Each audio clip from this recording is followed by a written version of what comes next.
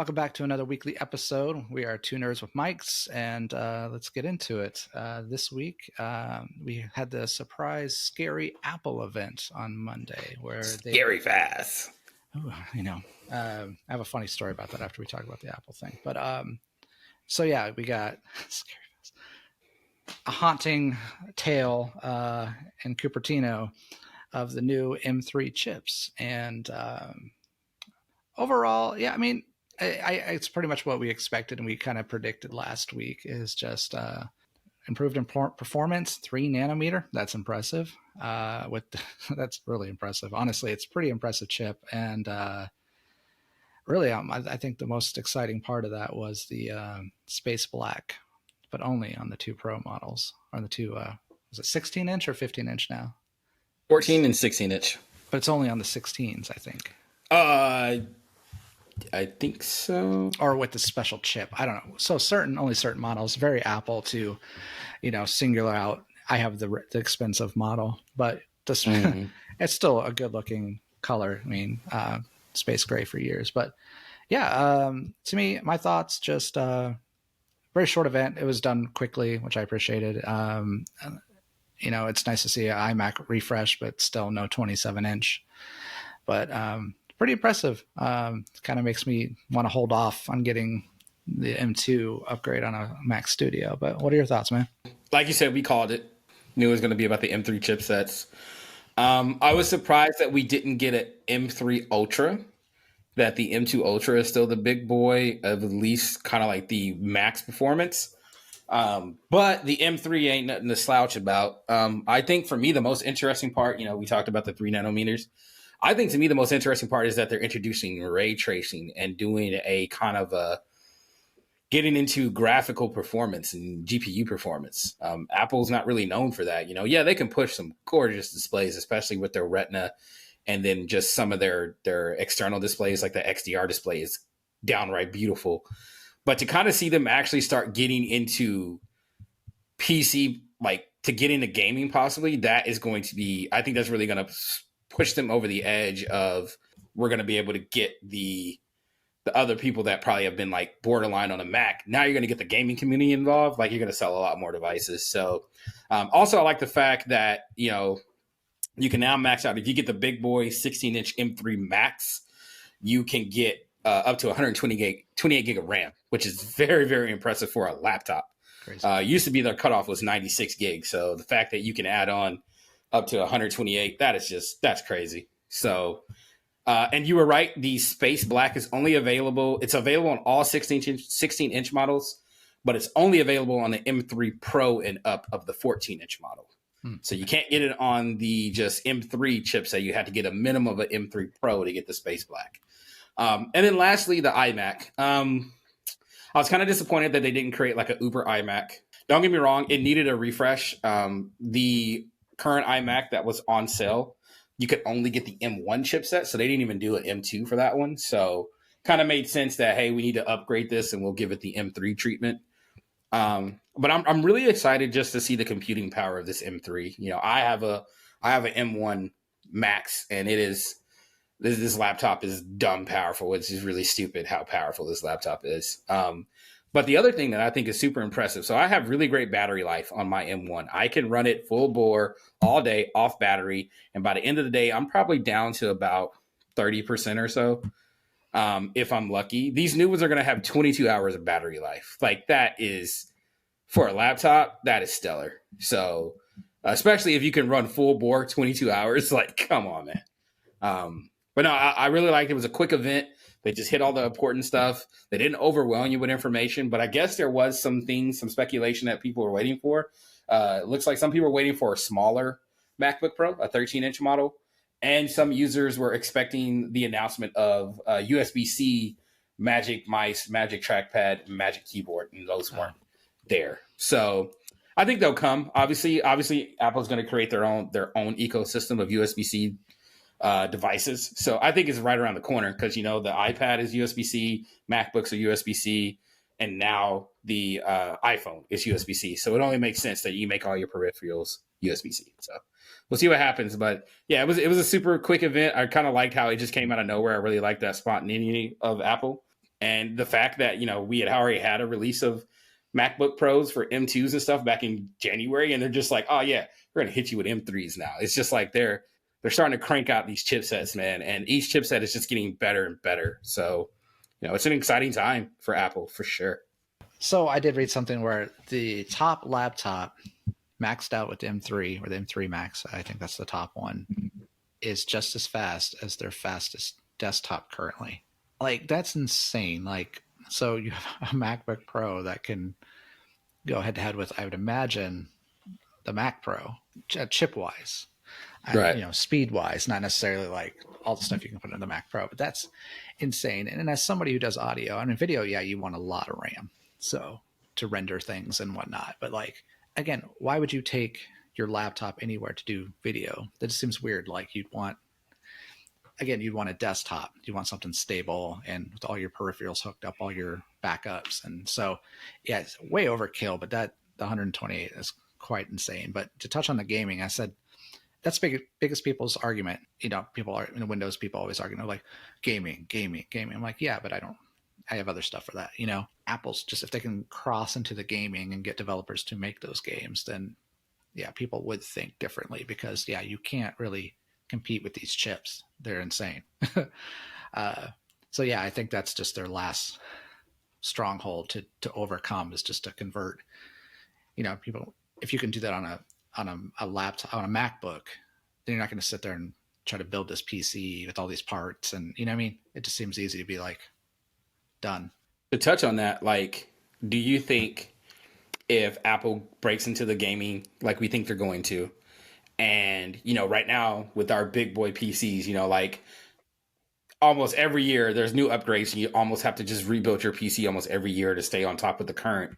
And the fact that these chipsets are so light years ahead, do you think we'll see where you can buy, like, say you go out and buy an just ultra built MacBook Pro, that MacBook Pro is going to be compatible and on par for years to come, where you don't have to upgrade like every year or every 2 to 3 years? I'd want to say yes, because your MacBook, they last, and they still update security patches for certain things. And except for like when I forget what was it, Catalina, where they kind of switched, there was like the big hard switch, and like the kernel, or how, went from, I think it was Catalina, where they kind of had a big OS shift. Other than that, each update prior to that and updates now, they're really not different to where the compatibility is off. They just add new features. If you have a MacBook that lasts, they last forever.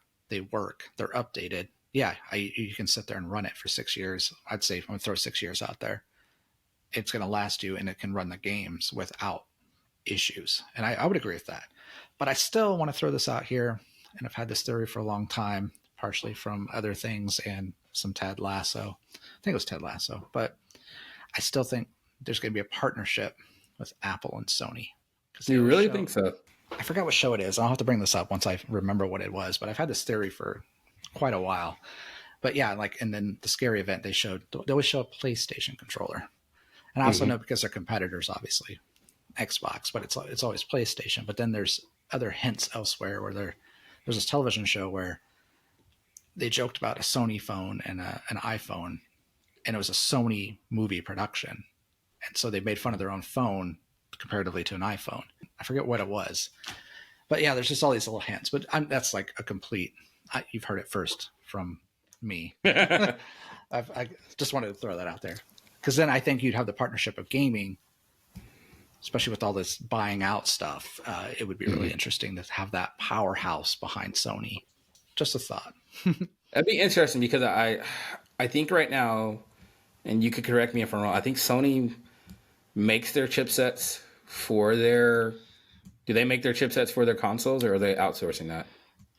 I'm sure they have somebody buy it. Like the cell on PlayStation 3, it was their design, which was problematic. So it's their hardware. They just probably have someone build it. But yeah. I mean, it'd be interesting, because say that partnership does happen, that you spoken into the existence and it happens. Now we start seeing Apple Silicon in PlayStations. And you think about just the speed and the power, and that will start rivaling Microsoft. Because, as much as I love the PlayStation 5 and I love Sony's design, they've always lacked in power and processing and graphical output when it comes to Microsoft, because Microsoft has the backing of the PC world. They know that world. You know, Sony obviously has been building gaming consoles since the late 80s, early 90s, but you get a company like Apple that like we can take you to that level to where you're truly starting to outpace Microsoft. Because if we're being honest, dude, the Apple Silicon chipset, it's shitting all over Intel and AMD. Like, just it's embarrassing them. I mean, you see that in the PS5, and you just think about the possibilities of gaming, like what it could do for the Unreal. I think they're on Unreal 5 or Unreal 6 engine. Like, insane. You look at the video games, I mean, that would be a crazy ass partnership. Crazy ass partnership. So I don't know. We'll see. Man, now you got me thinking, like, now I'm going to go down the rabbit hole, like way down the rabbit hole and start doing some research. So it's exciting times for Apple, for sure. What else is happening? So I don't know if it comes out this week. The Marvels?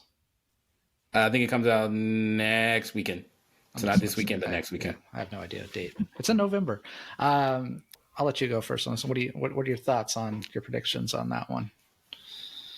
Okay, so let's start with this new phase.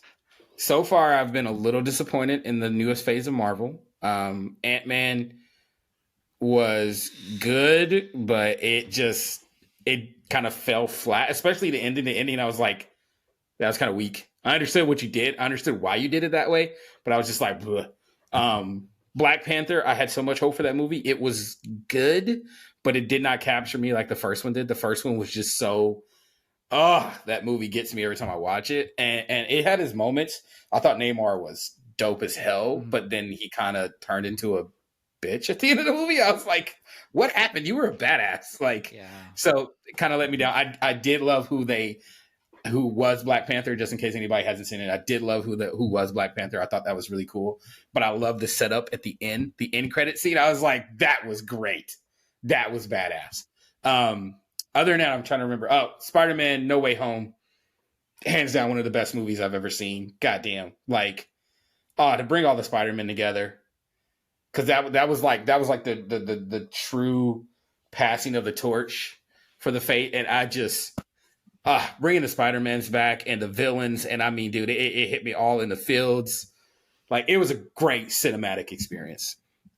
But lately here, Marvel has been dropping the ball. So now you have the Marvels coming out. Now, I personally liked WandaVision, and I personally liked Miss Marvel, and I personally liked Captain Marvel, the movie. So my hopes for it are, I'm not going to say high, because if I go too high, I'm going to be disappointed. But I don't like that if you watch some of the latest previews, they're only showcasing Carol Danvers and not the other two Superwomen.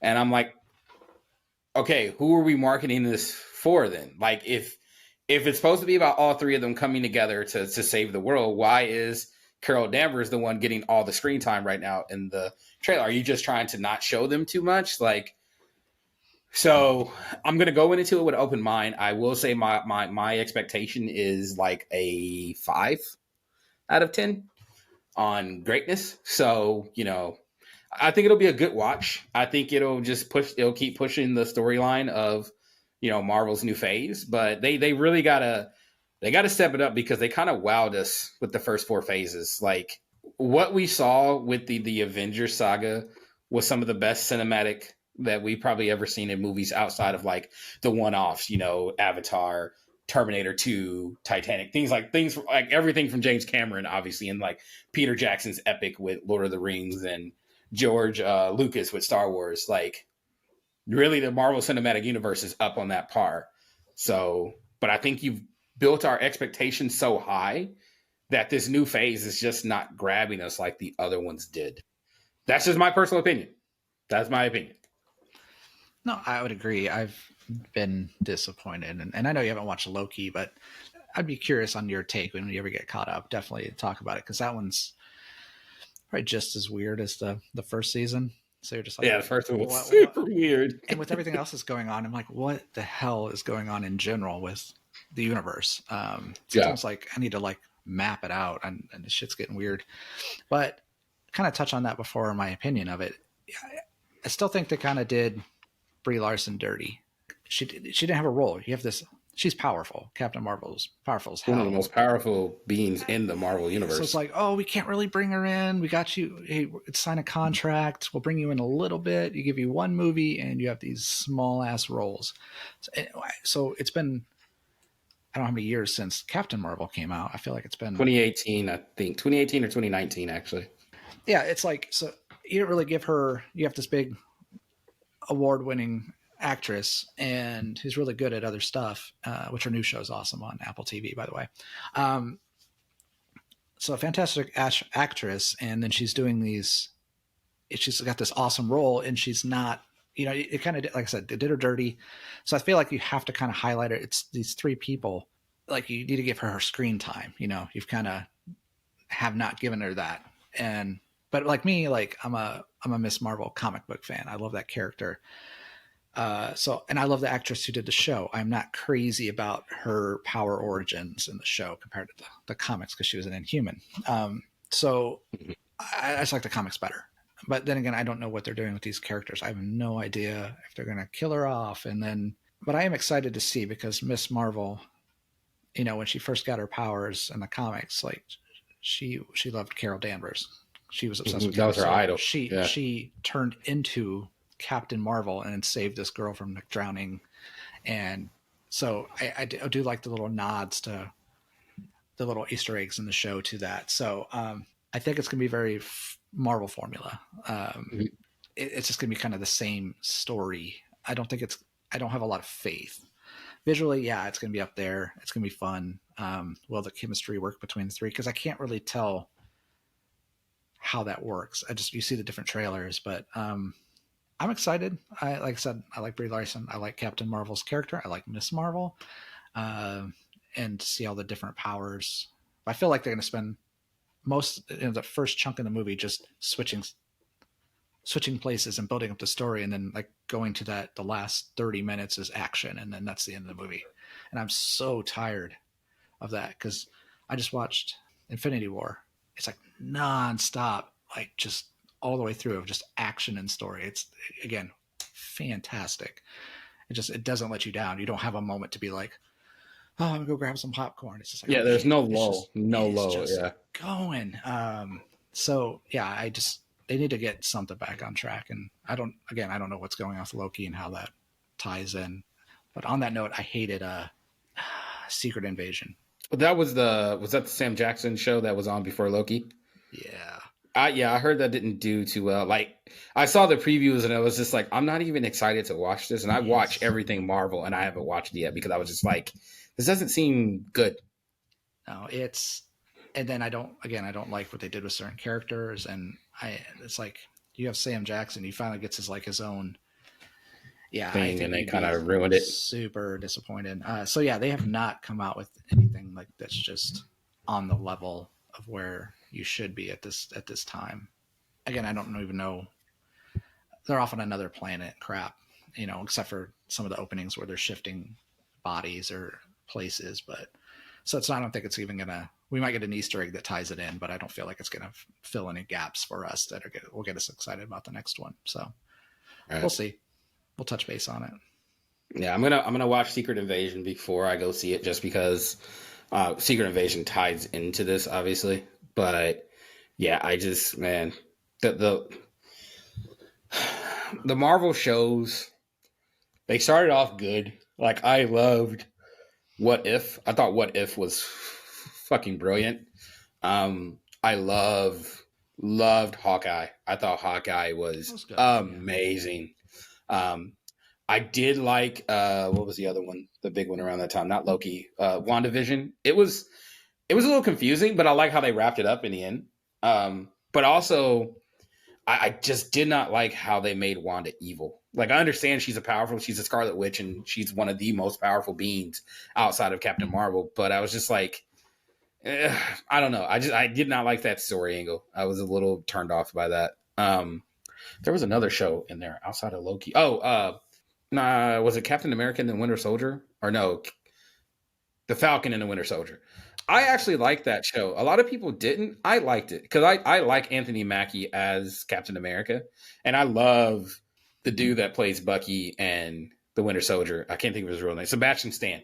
Love that guy in that role. And I just thought they had this like real good, like good cop, bad cop buddy vibe going. And I just thought it worked. I thought it was really good. So they started off good. And then I just felt like they started tanking. Like a lot of people didn't like She-Hulk. I happen to like She-Hulk. It didn't bother me. I know you don't like it. But I think that was kind of like that turn where like Loki was their last high. And then it just started kind of like, it just kind of felt like they were just throwing shit out there to throw shit out there. Like nothing was thought out, but whatever. They were trying to cash in. I'm leaving it at that. You did mention something, and I guess I kind of forgot about this because it hasn't been brought up since the Falcon show. Again, I'm a huge Anthony Mackie fan. I love everything he's in. I'll watch it, but like I am excited to see his captain. Yeah.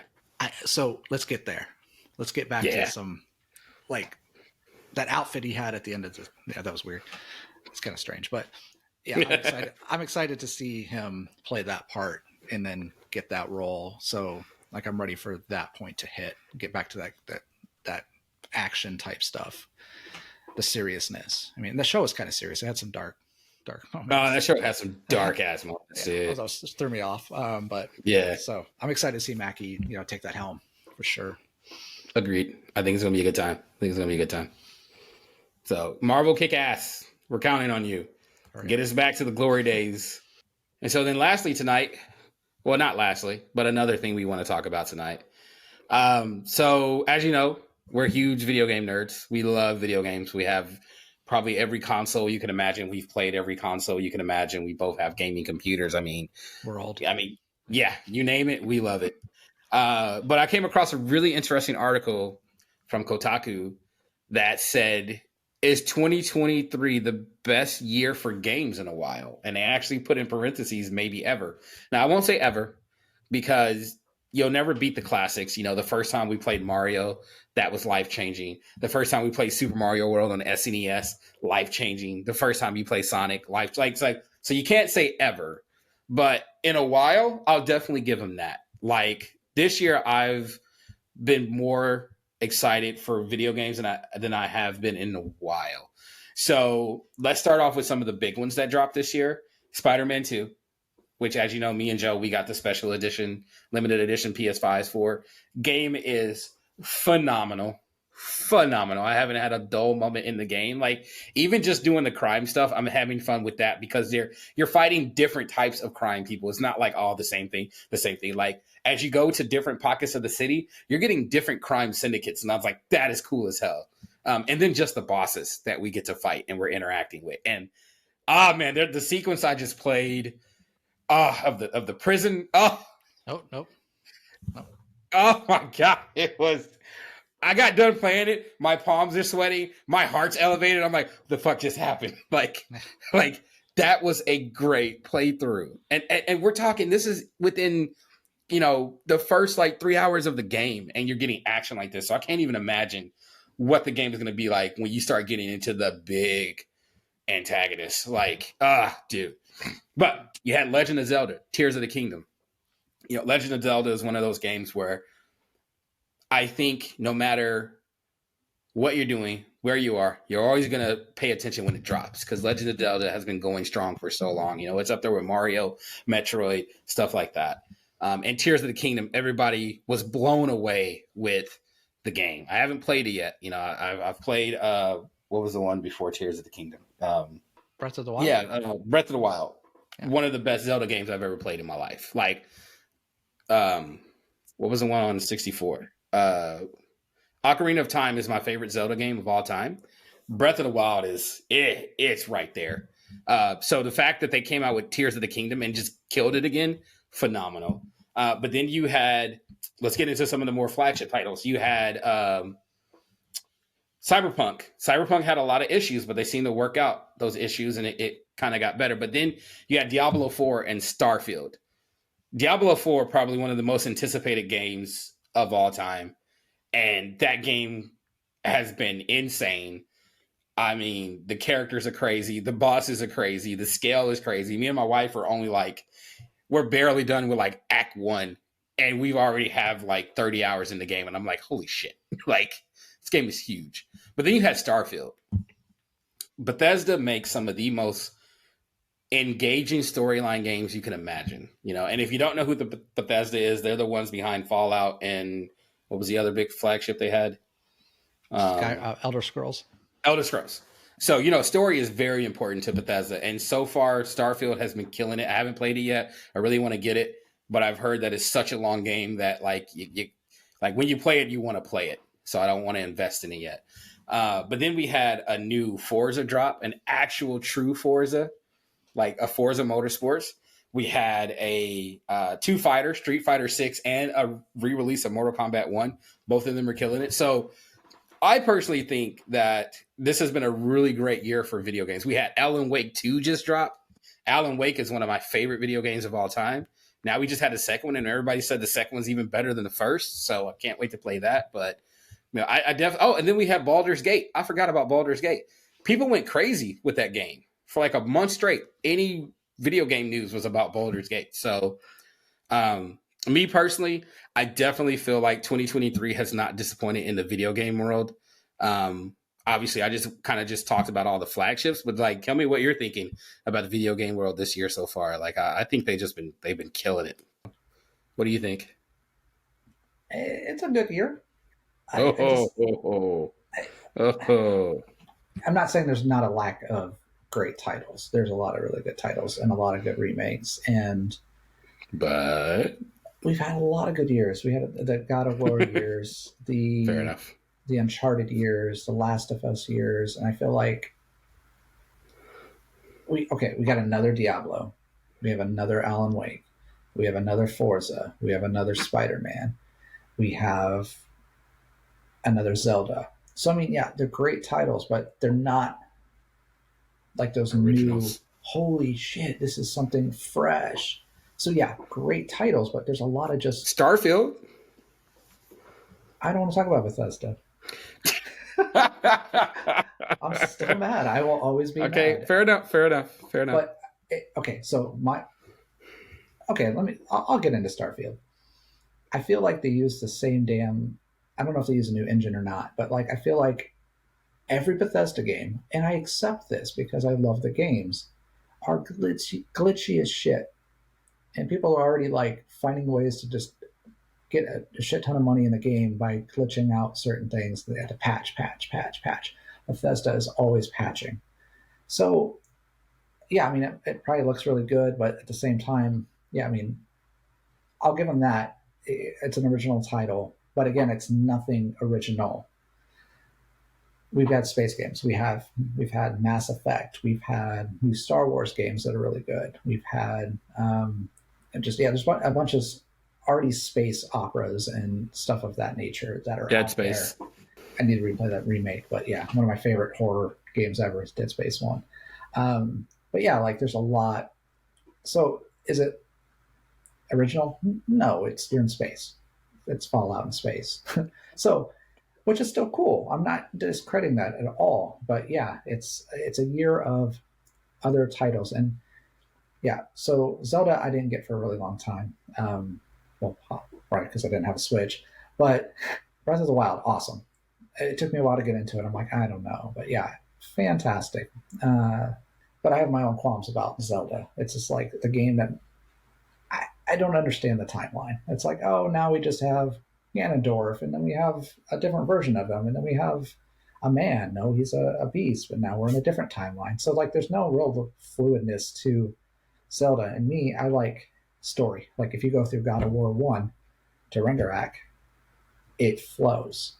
And that's just me. I like my story like that. So yes, it was fun to get into Breath of the Wild, but then go to Tears of the Kingdom, it's probably afterwards. But then it's like, I've played the original Zelda on Nintendo. I have it. I played Link. I've played Link to the Past. Like, so then you have all these other Zeldas over time that just like, I don't know, just as an example, I don't understand. But yeah, then we have a Mario Brothers Wonder, which looks really cool. But like, again, it's still you're an elephant. Yeah, and you got a new hat. Like, again, a lot of good games, not discrediting them by any means, but I don't feel like there's been anything that's original that I want. Like, I'm ready for Naughty Dog to come out with something something good. Yeah, Naughty Dog makes some good games. To be fair though, there's a lot of indie titles. If I had more time, there's been a lot of really cool indie titles I feel like that are out there that are just hidden gems that I haven't had a chance to find or discover. And I have to say, watching Swapper was a good one. what was it? The Swapper was a really good one. Yeah, I've watched the trailers and I'm like, oh, that looks really interesting, and I'd like to check that out. And I like stuff like that. Or just what's that game? Control. I think that was by the people that did Max Payne. I thought that was really weird. I don't know if you played that one. I didn't play Control, no, but I heard it. It's Super Hot was a really good one. Yeah, but I don't know. So best year ever, in my opinion, no. It just doesn't have the freshness to it, I guess. So it's a great year of sequels and remakes and continuations, absolutely. And like I said, all fantastic, and a lot of the stuff I've seen, great. But yeah, I'm ready for some fresh ideas. Fair enough. I get behind that. Like, I do love an original game. You know, like one of the things I kind of hate is like Disney's, re-releasing everything as live action, and it's like I get it. I understand you're trying to capture that magic, but you're never going to capture that again. Like, we didn't see anything like that when it dropped. Like, you think about the old Cinderella and the old Sleeping Beauty and the old Aladdin and Lion King, and like, you're not going to, like, I understand you're trying to capture the magic. I really do. But to me, it's almost like a cash grab. Like, you're going to have the people who were diehard fans growing up. They want to go see it, and then they want to introduce their kids to it. And you're making it live action, so it's like a little bit of a different take. But it's just, to me, you can't capture lightning in a bottle twice. And those movies, you put them in the vault for a reason, man. Like, they were classics. You're supposed to leave them as classics. I haven't even seen The Little Mermaid yet, and I want to see it because I support Black actresses. But it's like, I was disappointed with Aladdin. I was disappointed with The Lion King. Like, the only one that I thought that did decent was Beauty and the Beast. And even then, it was still like, I still prefer the cartoon over the live action, if we're being honest. So I kind of feel that way with the video game world. Like Resident Evil, they keep re-releasing their remakes. Like, they're talking about re-releasing RE4 again. RE4 to me is one of the best Resident Evils ever made. Mm-hmm. Don't re-release it. It doesn't need to be released. If you had it by chance, had it on Wii, which was the best system to play it on, keep it there. Like, you don't need to do it again. Like, they re-released Resident Evil 2 and 3. 2 was probably one of my favorite Resident Evil games. It's the one that really got me into the franchise. Yeah. I didn't need a re-release. Like, the OG one was fine. Nemesis, it was okay. It wasn't anything to write home about. Still played it. Great game. RE5, probably one of my favorite ones to play through because of the co-op portion of it. We did that. Good Lord, we played the shit out of that game. So it's like, you need to come up with new stuff. I get it. Like when it comes to like the Forzas and the Street Fighters and Mortal Kombats and Zeldas and Marios and stuff like that, we know they're always going to release a new one. Like, it's always going to be. But like you said, like Naughty Dog, like the Uncharted, that was a great trilogy. Like, well, actually, there's the fourth one, Drake's End or whatever. Yeah. Oh, with the girls. Pretty much all. So, yeah. But those told a great story. Like, I'm like you. I love story in a game. Like, you want to capture me and bring me into a game. Like, probably the last game I will say that I fell in love with and like I'm gonna play again. Like, I rebought it on PS5 so I could play it again. Was Ghost of Tsushima. That game to me the story was amazing, visuals compelling, the fighting mechanics were good. Like I felt like a fucking samurai when I was playing that game. I was just like, I'm a badass now. Like, and just the story, like, man. Like, did you play it? Did you play it and beat it? I have it. I started on PS5, but because I knew Spider-Man 2 was coming, I held off to upgrade to PS5. So it is amazing, but I'm not maybe like 3 hours into it. Oh, dude, the game. Yeah. The storyline is going to get you because you're going to be like, oh man, when you just got to play it. Like, I played, like, when I played that game, dude, I was putting in legit like 5-6 hours at a time into that game because I was so just invested in the story. And it's the last game that I've played where the story just drew me in and I was hooked, like hooked. So I'm really excited. Like, I ended up selling my copy or actually I gave my copy to Ryan so he could experience it because I wanted an excuse to buy the director's cut on PS5 because you get some extra shit. So I was like, here, take this so I can have an excuse to go buy the other one for my PS5. And visually, like they got feudal Japan. Joe, it's just gorgeous. Like when he's going through the tall grass, or you get to the cherry blossoms. Like, dude, just the game was. So I mean, I can go about the game for forever because I loved it that much. Like to me, that's a great game. When I can't stop talking about it, that's a great game. And that's the last game that has made me do that, where I just can't stop talking about it. So, video games are always going to come and go. It was like I got Gotham Knight. I'm going to play it, but I'm not excited to play it because I had a lot of hope for it. And everybody, like all the reviews, and I don't try to go off the reviews, but so many people were saying this game, it just didn't deliver, has me so bummed out. Because, I mean, it looks badass. And it just... Yeah, I don't know, man. I think so. On that kind of note, something I noticed that I hate about like video games is the mechanics. So you play Horizon Zero Dawn or Spider-Man, and everything is so fluid and it feels super fluid, right? And then you play a chunky Silent Hill or a Gotham, where your character's like, it's like, what the fuck is this? I can't. It makes me automatically want to stop. And it's a terrible thing because people have made it's so good, or like the amount of time they spent on the fighting mechanics in the original Spider-Man, they spent a ton of time just making it feel like Spider-Man.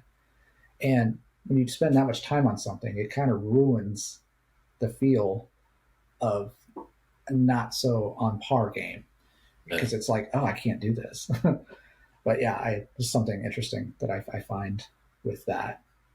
That's what makes me think of Batman because I played one for my kid the other day, and I was just like, I can't.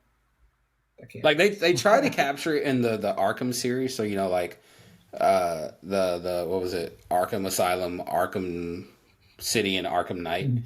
They tried to capture it, and they did a decent job of the fighting mechanics. But then you play, like you said, you play Spider-Man, and they perfected the fighting mechanic. Like it's fluid, and you don't feel like you don't know what you're doing. And they even make it challenging, at least. Like, yeah, he can fight easily, but if you're not paying attention to like, okay, what's coming at me, who's doing what, who am I fighting? They can still get you. So the mechanics were easy, but it still made you think. Like, and I really like that. Like, it was like because you could make it where anybody could pick up and play. Yeah.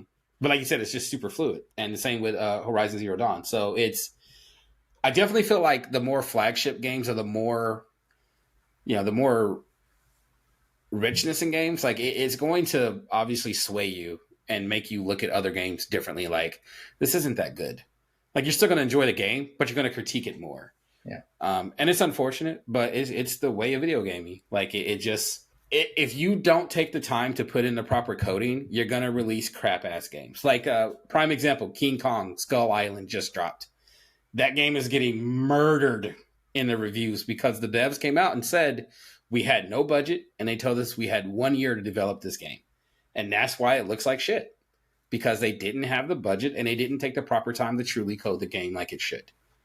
And that's what happens when you cut corners. So don't cut corners, make good product. You get good reviews, people buy your games. But I digress. We don't have to, like I said, we can talk about video games all night long because I love video games. But that's why we have other weeks. We'll continue this story. So I want to throw, kind of running a little long, but I want to throw something at you just for a little surprise. Did you see that Kid Cudi is coming off a comic book called Moon Man? I don't know if you're a Kid Cudi fan. I am a huge Kid Cudi fan. I think he makes really great music. I love his artistic style. I love that he walks to the beat of his own drum. Like he's like, fuck the industry, I do what I want. Mm-hmm. Love that about him. So I think he said he's coming out with a comic book. I don't know if he's created his own. Yeah, it's called Moon Man. And from what I read, I won't spoil anything for you, but I just kind of a surprise on the pod here to... So I thought you were a fan, and I'm a fan too of just his originality. And I haven't heard any of his stuff in a really long time, if he even makes anything. But he has coming out with his own comic book called Moon Man, and it looks like it's not even. I don't know if it's even like superhero-ish, but it's an interesting concept. So I figured I would see if you knew about it yet, and if not, check it out. So, for sure, I'll check it out. I dig Kid Cudi, and he's always had just a great eye for detail, in my opinion. Like if you've ever listened to his albums are, I hate using this word, but his albums are a vibe. Like I vibe out to his music because it was the first time that we really heard in rap music like that kind of teen angst you hear in like My Chemical Romance or Fall Out Boy and shit like that. Like, but on a rap level and shit that like rap artists were afraid to talk about. They don't like talking about their feelings. They don't like talking about when they're sad and shit. But like he really went with the darker side of his feelings and like put that shit into music. And it just, man, there were just times where I was just in a bad headspace. I would just bump some Cudi and it really just, it was like him and the poor kid that Pat Juice World. Those two, to me, like some of their music is just so, I don't know, people would call, Juice WRLD mumble rap. I just felt that the kid rap with his heart, kind of like Cudi does. And, that's what I always love about Cudi is that he's authentically himself. He doesn't try to be an industry standard. He's not an industry plant. He's not trying to get radio play. Like you rarely hear Kid Cudi on the radio, So for me, I've always dug his music. I have all of his albums. He's on all my rotations. So I'll definitely check out the comic book. I think that'll be pretty badass. But yeah, just kind of end on a note that I found out about. See if you knew about. Kind of maybe throw it out on the pod. Yeah, appreciate it. I'm going to check that out for sure. And listeners, check it out. See what your thoughts are about it. That'll be dope, man. So if it comes out, we'll review it. Check out the first issue. See what happens. For sure. Well, like I said, my goal is to check out Loki, watch Secret Invasion, get caught up on that. Another Marvel show I forgot about, Moon Knight. That was a good show. Like I love, what's his name? Oscar Isaac. Like everything that guy's in. Again, one of those people that you put him in anything, he's gonna kill it. Doesn't matter. Dude is Poe. Him as Poe. Like I cried. Him as Poe. Like beautiful. But him as Moon Knight. Like and the way how he was able to play two characters so easily and so convincingly, like that's talent in my opinion. No, and it was a good show. Like, it didn't tie into anything. That's what frustrated me. Like, it did not tie in. It was just like, let's just put this out here. So, like, why is this here? So, we'll see what happens with that. But Moon Knight was a really good show. Really good show. Well, I think we're out of time for this week. But thank everybody for tuning in and listening to our rambles. And anything we got coming on next week yet? Or it'll be a surprise?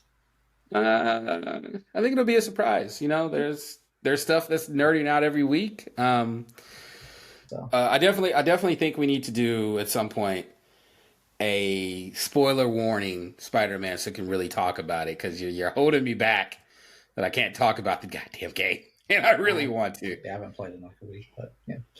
I was playing it today, and I didn't even get that far because my wife made me go to the vet with the dogs and the cats, but. I can't put it down when I play it. It is just too much damn fun. Yeah, I have to play it with the family because everybody wants to see it. So yeah, people are like, all right, people are falling asleep because it's about 12 o'clock at night. Like, no, this is happening. Stay up. Open your eyes. So just set up a recording for them. Be like, all right, here, what you missed last night, a recap of my Spider-Man playthrough. Did you go to bed? No, not at all. That's my problem. Like my wife has to be like, honey, and I'm like, yeah, I know, I'm turning it off. Yeah. So yeah, it's amazing. So we need to definitely have like a deep dive of that one episode where just huge spoiler alerts, and then we just dive in for like a good half hour, just Spider-Man and just how badass it is. Right on. Well, we thank you listeners for tuning in tonight. Definitely, if you ever have anything you want us to kind of nerd out over, post it in the comments below. We'll take a look and see if we want to add it to the pod and have a quick chat about it. But we'll keep delivering nerd stuff for you every week because we are two huge nerds and we just love nerding out over anything geeky. So you never know what we're going to talk about. Joe hit us with a surprise tonight with the Kid Cudi comic book. What did you say it was? Moonshot? Moon Man, I believe. Moon Man. So yeah. Definitely listeners check that out because I'm going to check it out. Joe's already checked it out, and leave your thoughts in the comments about it. And we'll hit a quick discussion on it next week. You never know. Sounds good. Thanks for everybody for listening. All right, everybody, have a good night. Peace. Later.